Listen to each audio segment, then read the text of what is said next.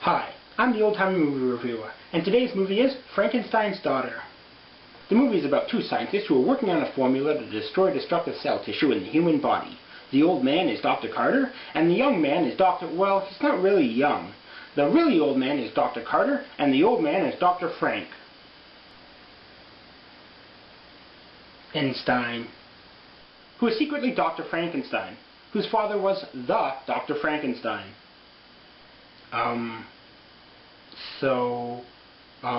Is he the Frankenstein's daughter of the title? Is this some sort of weird 1950s reverse crime game?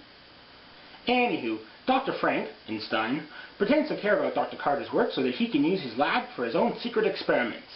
And I say pretends to care in the loosest possible way, cause, well... It's no good. Well, I could have told you that. Because he really doesn't even pretend to care. We have been working together for months, yet I know nothing about you. Where are you from? What schools did you attend? Wait, you don't know any of his schooling background? So he could just be some crazy high school dropout pretending to be a scientist just to rob you. And speaking of robbing, Dr. Carter then talks of needing a certain drug for his experiments and how he'll have to steal it from a company he used to work for. Carter, don't get in any trouble. I am touched that you're concerned for me. If you get in trouble, it'll bring the police here.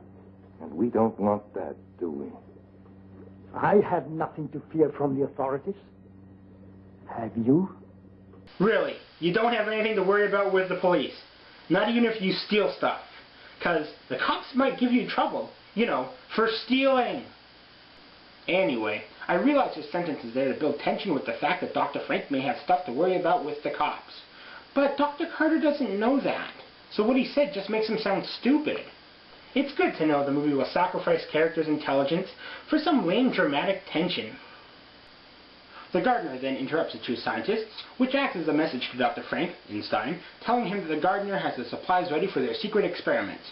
But before Dr. Frank can convince Dr. Carter to call it a night, Dr. Carter decides to leave to go steal some supplies from his ex-workplace, leaving Dr. Frankenstein alone to get ready for his experiments in the lab. The gardener then enters the lab through a secret door, and having caused a car crash to get human body parts, presents to the doctor a severed hand. What? Why does he need a severed hand? You fool, I have no use for that. You wasted my time. It's a head I need. Everything's ready except for the brain. Wait, what the fuck? He needs a head, and his assistant brings him a hand? What?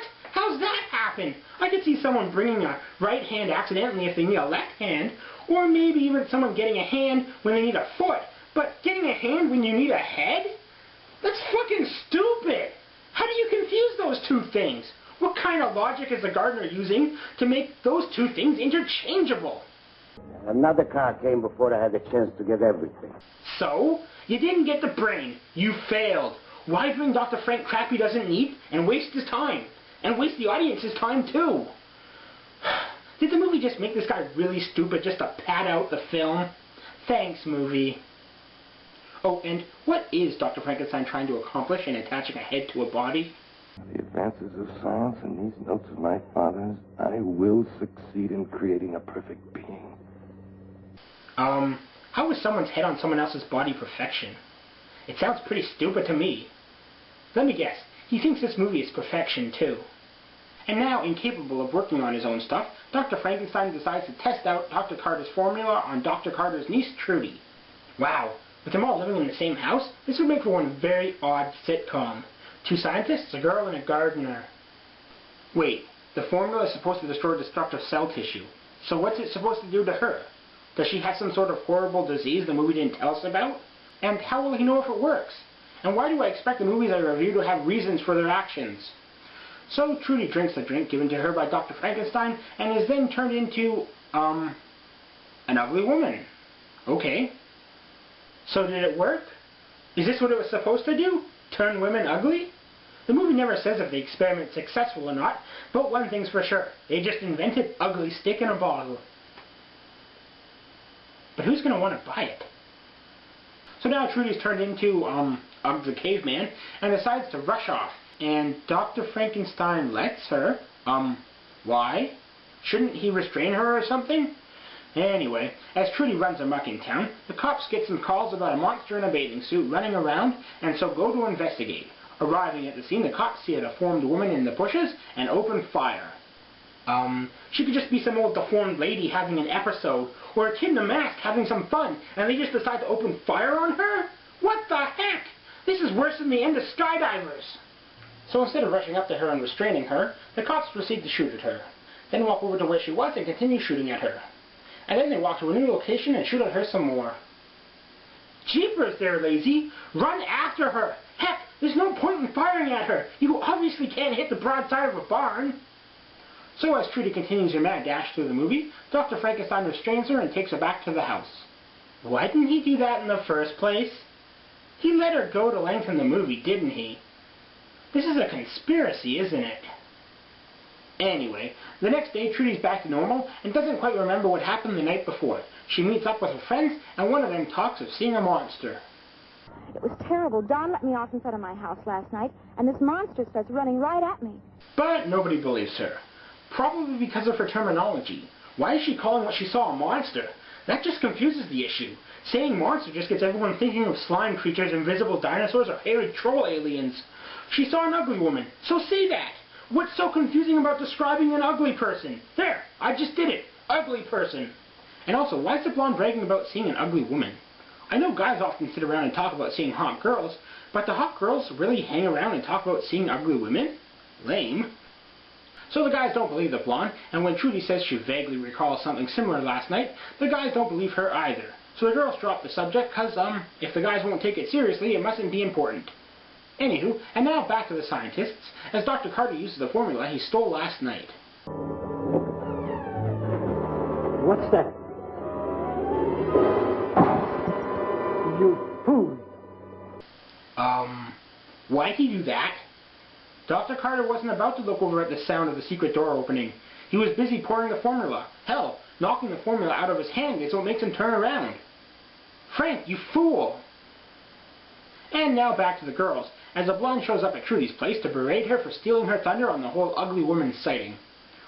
Wow, complaining over who saw an ugly person. Some people really have nothing to talk about.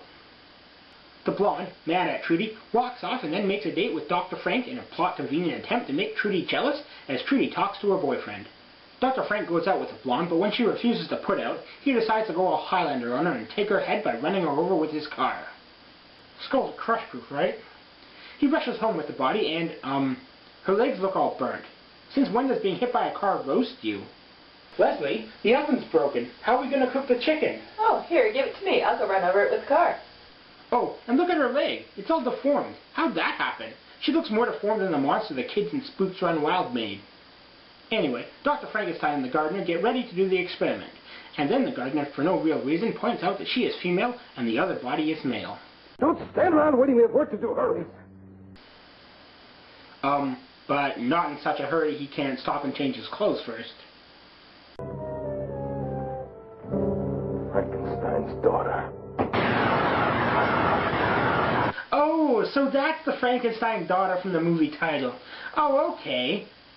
But it's not his daughter. And it's not really a girl. This movie shouldn't be called Frankenstein's Daughter. It should be called Frankenstein's Captive Hermaphrodite. Anyway, at this point, Dr. Carter comes home from robbing his old job and passes out on the stairs. Dr. Frankenstein has the gardener go hide as he goes to investigate and ends up helping Dr. Carter go upstairs. And it's at this point the monster comes to life. Now that's a monster. And and Dr. Frankenstein's captive hermaphrodite busts free and takes off, wandering the city, causing trouble and killing people. A day goes by as Dr. Frank and the gardener search for Hermie. Wait, a whole day? This movie jumped from one night to the next night as if we forgot day even existed. So let me get this straight. The monster's been out and about for a whole day causing trouble and killing people, and they can't find it? Wow, how hard is it to find a slow-moving killing machine? What was that all about? One of the neighbor's kids lost a little pup. Oh. Poor thing's wandering around, might get hit by a car. We were trying to help find it. That's Johnny. Johnny? Johnny Bruder, a friend of mine. Huh.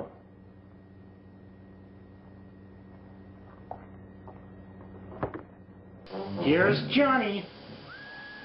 Wait, let me get this straight. The monster smashes the door to leave the house, then roams the city smashing things and killing people, and then returns to the house and knocks on the door? What?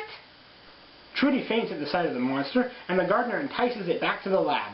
Then the boyfriend enters the house, but plot conveniently didn't see the monster. 'Cause, I guess he ran to the house. They then take Trudy into the living room and sit her on the couch, where she suddenly gets plot convenientitis, and believes she must have been mistaken about seeing the monster. The kids then throw a big party, as Dr. Frankenstein and his captive hermaphrodite, and the gardener all hang out in an attic. Why? Later, the two scientists express their dislike for each other, and Dr. Frankenstein decides to take matters into his own hands and strangle Dr. Carter. But stops when someone knocks on the door, and then lets Dr. Carter go answer it. What? Why? Are you even trying, movie? So Dr. Carter answers the door, and it's a cop. But Dr. Carter says nothing of Dr. Frank's murder attempt, and wow, this is a new low for the absent-minded scientist stereotype. So anyway, the cop arrests Dr. Carter for stealing from his old job, and they leave not telling Trudy. Yep, just leave your niece home alone with the man who just tried to kill you. Later, Dr. Frank tells Trudy her uncle's in jail, and her boyfriend goes to check on him as Dr. Frank hits on Trudy. And while your uncle was wasting his time on a trivial experiment, I was completing a masterful one. Destroying destructive tissue cells, i.e. curing diseases, trivial? Swapping heads, masterful? What's his logic? She rejects Dr. Frankenstein, and he in turn tries to experiment on her. But the gardener has a change of heart, and so is killed by Frankenstein's captive hermaphrodite, who now obeys his every word. And as that happens, Trudy takes stage directions and gets the hell out of there, and goes to the cops and tells them what happened. The cops go to the house, but decide not to search it for the monster, as to maintain their title of the laziest cops ever. And instead they just question Dr. Frankenstein. After getting nowhere with their questioning, one cop leaves, 'cause why not? And the other one stays to wait around and see if anything happens. Finally, he decides to do something and searches the house, and is then killed by Frankenstein's captive hermaphrodite. The kids return home, 'cause I guess Trudy forgot about the monster again, and they come across Frankenstein and his captive hermaphrodite. He's crazy. He's completely insane. Is that insanity? Yes. Yes, it is. So the kids try to make their escape, and a fight ensues. Well, sort of. The boyfriend and the monster fuck around with a stretcher as Frankenstein and Trudy watch. So how does the monster get destroyed, you ask? Simple. The boy grabs a glass beaker off the shelf and throws it at the monster, and missing, hits Frankenstein in the face. Frankenstein's face then starts to melt off as he falls over. The monster goes to check on him and leans over a flame to get a closer look, and catches on fire and burns to death. Wow. That's convenient. Did the boy intend to do that? 'Cause that's pretty impressive. Not as impressive as Pool of Planets, but still pretty impressive. It's also pretty goofy, but not as goofy as two Mexican cops with a flamethrower. Anyway, so that's it. It's now the end. I need a brain. I need a brain. So do I. So do I.